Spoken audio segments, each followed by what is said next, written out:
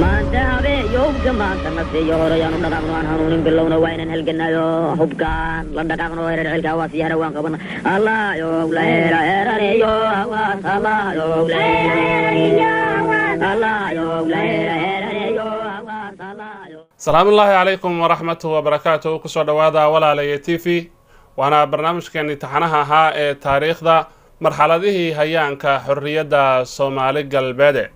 الله يو ليرا يراني يو واس الله يو ليرا الله يو ليرا يراني يو واس الله. وهبينما سنين سو غريسو كودا بشا أبريل 2019 كنا بيغان 25 بشا رجب كن 440 هجريغا.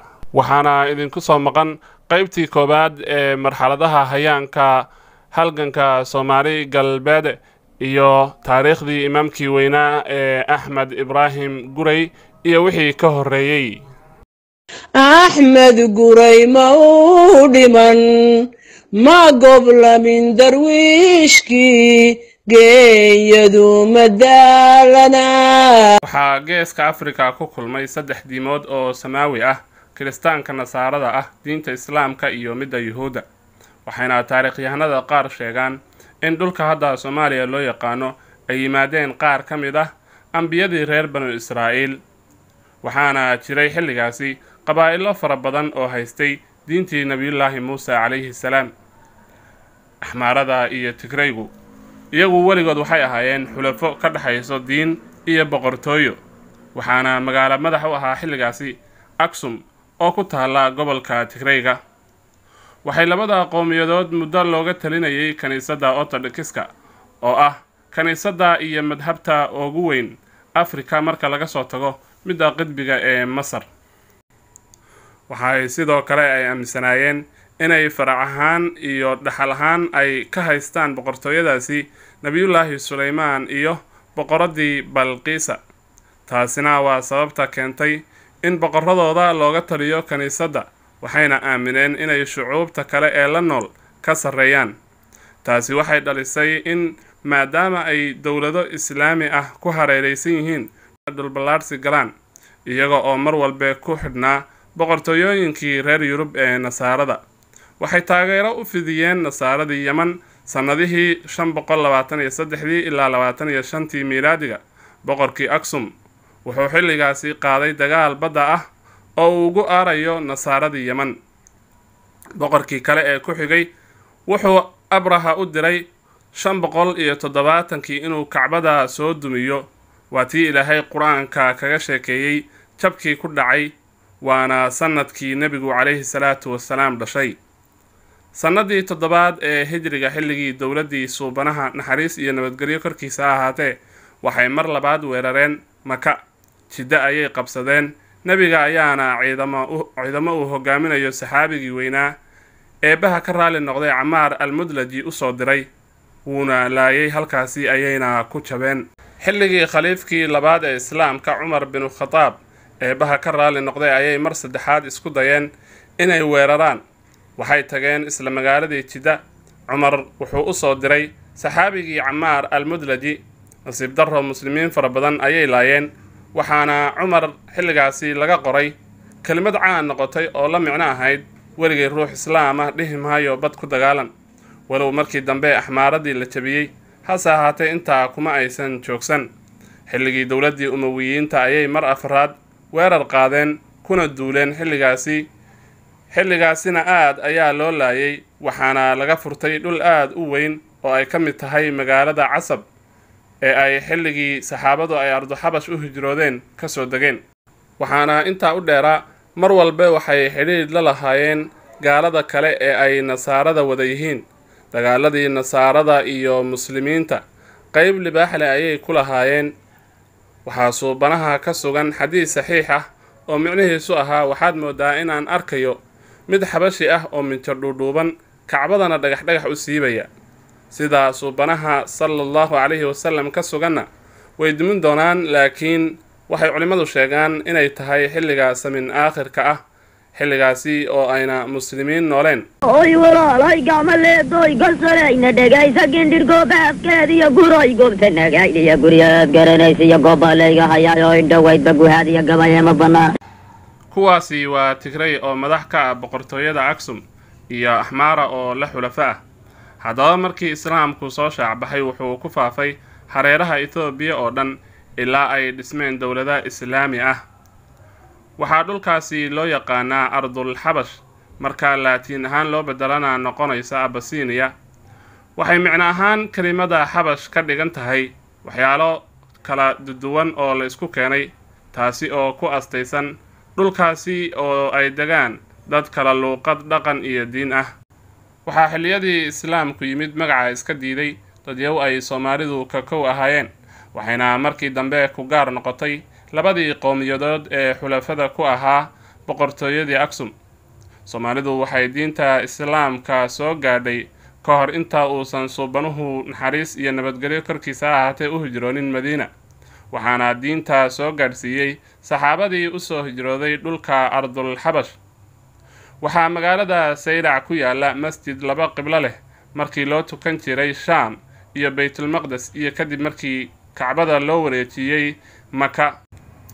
haddaba waxaa geeska Afrika ka abuurmay cadaawad iyo loolan ka dhexeeya kaniisadda iyo masaajidka, Axmaaro iyo Tigray xulafo ah iyo Soomaalida oo la xulafo ah, Canfarta, Carabta iyo Oromada oo badankoodu soo islaamay xilligii Axmed Gurey.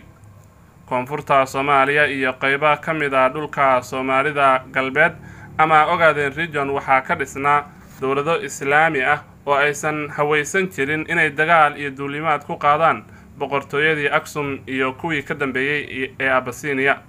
waqooyiga Soomaaliya iyo qaybo ka mid ah Soomaali galbeed iyo guud ahaan Itoobiya dhulka hadda loo yaqaano marka laga reebo labada gobol ee Axmaarada iyo Tigrayga waxay ka faa'iideysteen khilaaf soo kala dhaxgalay kiristaanka dhexdooda.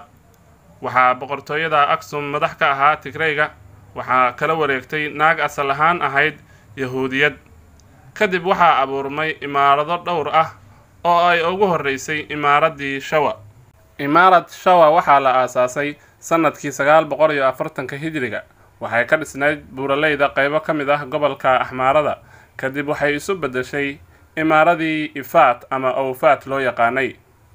imaarad Awfaat ama Ifaat waxaa aasaasay Cumar Walashmac oo ka soo jeeda Quraysh iyo ehelkii suubanaha naxariis iyo nabadgelyo korkiisa ahaatee. waxaa la aasaasay sanadkii 1270 miilaadiga.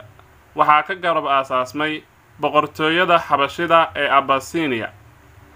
waxaa boqortooyadaasi aasaasay Yakuunu Amlaak nin loo yaqaanay, waxayna ka qabsadeen naagtii Yahuudiyadda ahayd ee boqortooyadii Aksum Tigrayga kala wareegtay. Axmaarada oo dagaal dhexdooda ah ka soo kabtay iyo imaaradan oo curdan ah ayaa fooda isdaray 15 sano oo Cumar Walashmac amiir ka ahaa ma uusan samaysanin caasimad, wuxuuna ku jiray dagaal. furimaha hore ee dagaalka ayaana markii dambe lagu dilay. aasaasihii boqortooyada Xabashida Yakuunu Amlaak, wiil uu dhalay oo la oran jiray Gabre, ayaa qabsaday dhulkii imaarada Ifaat. kadib markii uu dhintay wiilashiisii ayaa xukunkii isku qabsaday. muddo 5 sano ah ayayna ishaysteen. halkaa waxaa ka faa'iideystay muslimiintii. sanadkii 1298 Soomaalida iyo muslimiintii kale ee geeska waxay dib u qabsadeen dhulkii horey looga qabsaday ee Ifaat. gaaladii heshiiye dagaal kalena soo qaaday, waxaana muslimiinta haddana laga qabsaday dhulkii ay soo ceshadeen. waxaa sidoo kale gacanta lagu dhigay boqorkii muslimiinta imaarada Awfaat oo Xaqudiinkii koobaad loo oran jiray, waxayna bilaabeen in ay soo magacowdaan dabadhilif iyaga hoos taga. waxayna keensadeen boqorkii ay qabteen walaalkii walow uusan siday rabeen noqonina.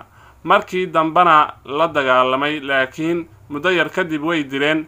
waxayna haddana keensadeen dabadhilif kale oo boqorkii ay dileen walaalkii ka yar ah, Jamaaludiinna la oran jiray. waxayna ku khasbeen in uu baad iyo jizye bixiyo, wuxuuna sidaa sameynayay muddo 31 sano ah. kadib waxaa dagaal jabhadayn ah bilaabay nin la oran jiray Xaqudiinkii labaad oo ninka dabadhilifka u ah Axmaarada awow u ahaa.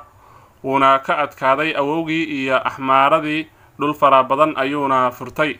sanooyin badan oo ay muslimiintu gacan sarreeyeen kadib waxay galeen xaaladii ugu xumayd, waxayna axmaaradu qabsatay dhammaan dhulkii imaarada ifaad ilaa boqorkii xabashidu tegay harar iyo saylac oo ahaa xudunta muslimiinta. markii hore dabadhilifyo ayayba keensan jireene hadda waxay geliyeen gumaysi horle. muddo 104 sano ah oo ay jirtay imaaradii ifaad waxay burburtay sanadkii 1374 miilaadiga. muddo sannado ah oo ay gacanta gumaysiga ku jireen, muslimiintii way soo rogaal celiyeen waxayna aasaaseen imaaradii la oran jiray cadal, taas oo heel iyo hooba u noqotay muslimiintii geeska iyo muslimiintii ku noolaa Ethiopia. imaarada cadal waxaa la aasaasay sanadii 1415 miilaadiga. waxaa lagu aasaasay xeebta badda cas. bilowgeedii koowaad waxaa magaalo madax u noqday Dhaka, kadib waxay u wareegeen Saylac. Axmed Gurey ayaana u raray Harar. waxay ahayd imaarad Soomaaliyeed. muslimiintii imaaradii la burburiyey ee Awfaad ayay isku gaashaan bursadeen dagaalkii qaraaraa ee ay boqortooyadii Abyssinia la galeen. awoodda ugu weyn ee imaaradan waxay ahaayeen Soomaalida iyo Canfarta. dagaaladii dhex maray iyaga iyo boqortooyada Xabashida inta uusan soo bixin Axmed Gurey waxay muslimiintu dileen ilaa 2 boqor intii u dhaxaysay sanadkii 1415 ilaa 1430. muslimiintana waxaa gaaray khasaarooyin iyo jabab badan oo ay ku dhinteen dhowr suldaan ilaa laga soo gaaray sanadii 1488 miilaadiga, sanadkii uu dhashay al-imaam Axmed Gurey. axmed guray ma u dhiman ma goblamin darwiishkii geeyadu madaalana. imaam axmed ibraahim axmed gurey kuna magac dheeraa al-Ghazi oo la micno ah axmedkii duulimaadka badnaa, wuxuu ahaa hogaamiye Soomaaliyeed. waxaa sidaa cadeeyay kitaabka futuuxaatul xabasha ama tuxfatu zamaan loo yaqaano ee uu qoray Shihaabudiin Axmed bin Cabdiqaadir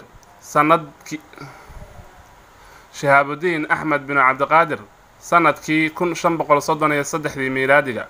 wuxuu ka mid ahaa raggii la socday imaamka dagaaladii qarnigii 16aad ee miilaadigana ka qayb qaatay. ma uusan sheegin qabiilka uu ka ahaa Soomaali, wuxuuse u sheegi waayay. imaamku wuxuu ahaa imaam muslimiinta geeska Afrika oo dhan hogaaminaya, lana dagaalamahayay boqortooyadii Abyssinia. imaamku wuxuu ku dhashay Hoobato oo ah tuulo hoos tagta Harar, kadibna Harar ayuu u soo wareegay kuna bartay Qur'aanka Kariimka ah. isagoo oo aan qaan gaadhin ayuu aabihii dhintay, kadib hooyadii ayaa magaalada Saylac u soo qaaday, wuxuuna halkaa ku bartay culuumta kala duwan ee diinta Islaamka. markii uu hana qaadayba wuxuu imaamku ku biiray ciidamadii muslimiinta kuwooda fardoolayda ahaa ee Amiir Garaad Abwaan. waxay xilligaasi ku beegnayd xilli muslimiinta ay Soomaalidu hormuudka u ahayd axmaaradu ka adkaatay, baad iyo jizyana laga qaado. waxaa sidoo kale jiray culimada oo dadka ka hor istaagi jirtay in ay iska caabin sameeyaan. haddaba imaam Axmed Gurey wuxuu ka mid ahaa dhalinyaradii ducaadda ahaa ee aadka uga soo horjeestay in jihaadka laga jootiyo gaalada Abyssinia, waxaana sabab u ahaa in jihaadka la jootiyo muslimiinta oo niyad-jab kala kulmay wixii loo geysanayay. imaam Axmed Gurey wuxuu magaalada Saylac si iskiisa ugu abaabulay ciidan aan tiro badnayn oo Soomaali u badnaa. imaamku markiiba wuxuu weerar ku qaaday boqorkii Xabashida oo gacanta ku hayay Harar, wuxuuna la wareegay magaaladii Harar. taasi waxay keentay in muslimiintii oo muddo dheer gumaysiga ku jirtay ay dhiiranaan iyo farxad gelisay tilaabadaasi. ciidamadii imaamkana si xad dhaafa loogu soo biiro. kadib markii uu Harar qabsaday, imaamku wuxuu ku dhawaaqay qofna maanta kadib in uusan cabsan, qof walibana hawlihiisa caadiga ah wato. waxaana la jootiyey jizyadii la siinayay boqorkii Xabashida. waxaa sugmay cadaaladii, dulmigiina waa laga gudbay. waxa uu imaamku aad u xanaaneeyay dumarkii laga dhintay iyo agoontii. waxaa xusid mudan intaas marka uu qabanayo da'diisu 21 sano ayay ahayd, mana ahayn amiir ama suldaan. wuxuu ahaa wiil dhalinyaro ah oo qaaday tilaabo uu qaadi waayey suldaankii imaarada. suldaan maxamed binu aazar wuxuu ka mid ahaa muslimiintii hoosta ka ooynaysay ee qalbijabku ku dhacay. suldaanku jihaad wuu la galay gaaladii abasiiniya, waase lagaga adkaaday ilaa heer baad iyo jizyo laga qaado. kadib waxaa iskhilaafay suldaankii iyo hogaamiyihii da'da yaraa alimaam axmed gurey, waxaase lagu dhexdhexaadiyey in suldaanku saldanada magaceeda haysto, imaam axmed gureyna noqdo ku-xigeenka suldaanka. axmedna waa ogolaaday arrintaasi. hase yeeshee ma sii waarin heshiiskaasi. iskhilaaf labaad kadib dagaal ayaa dhacay, waxaana dagaalkaa ku dhintay suldaankii. waxaa taladii dalka u haray axmed gurey, wuxuuna suldaan u magacaabay ninkii dhintay walaalkiis ka yar oo la odhan jiray cumar diin binu aazar. kadib waxaa duulaan soo qaaday boqorkii axmaarada, waxaana ciidankaa watay baadari aad u macangeg ahaa oo la dhihi jiray dajaljaan. isaga oo hogaaminaya baadariyaal fara badan ayuu u soo dhowaaday muslimiintii, dadna waa laayay. imaam axmed gurey oo ciidamo wata ayaa ka hortegay baadarigii, waxayna isku fara saareen magaalo la yidhaahdo dir. halkaa ayaana baadarigii lagu jebiyey. kadib imaamku wuxuu ku soo laabtay harar, wuxuuna farriimo u diray dhammaan qabaa'iladii Soomaalida. waxaa halkaa inooga sii socon doona qaybta labaad iyo qaar ka mid a magacyada qabaa'ilada ka soo jawaabay farriintii imaamku uu diray.